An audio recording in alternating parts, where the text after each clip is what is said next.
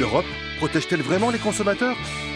On ne s'en rend pas toujours compte, mais quand on achète quelque chose, l'Europe n'est jamais très loin. Plutôt discrète, elle est pourtant bien présente dans les normes de fabrication, sur les étiquettes, dans les contrats de vente et même chez vous, le consommateur.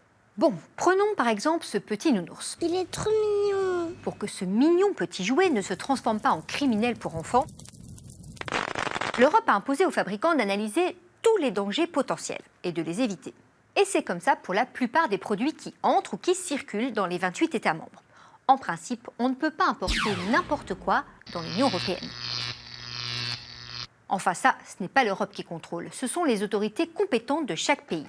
Chez nous, c'est la DGCCRF, la Direction générale de la concurrence, de la consommation et de la répression des fraudes.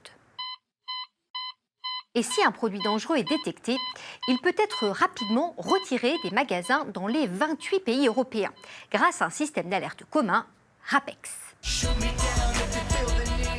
Remballe ta cam, bro, c'est trop dangereux. Dans les magasins, l'Europe se cache aussi derrière les étiquettes. Si vous regardez bien, elles affichent toutes à peu près les mêmes informations. Consommation d'eau, consommation d'énergie ou encore le prix, des informations imposées par l'Europe pour permettre aux consommateurs de comparer, mais aussi de mettre les marques en concurrence pour faire baisser les prix.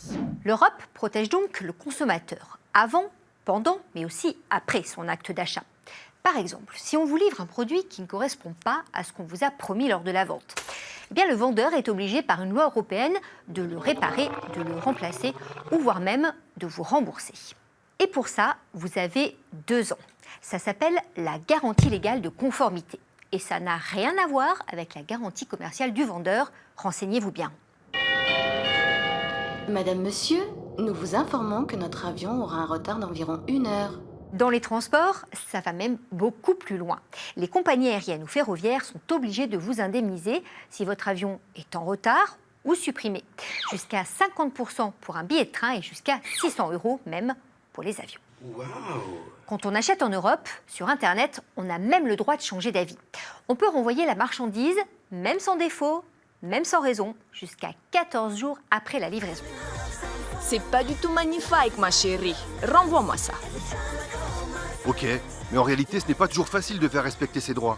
Et oui, c'est pourquoi l'Europe a créé des centres européens des consommateurs, un par pays, avec des équipes de juristes bien entraînés pour aider les consommateurs à naviguer entre les 800 textes de loi qui régissent la consommation en Europe. Au secours! Au secours! À l'aide! À l'aide! Aide ! Help!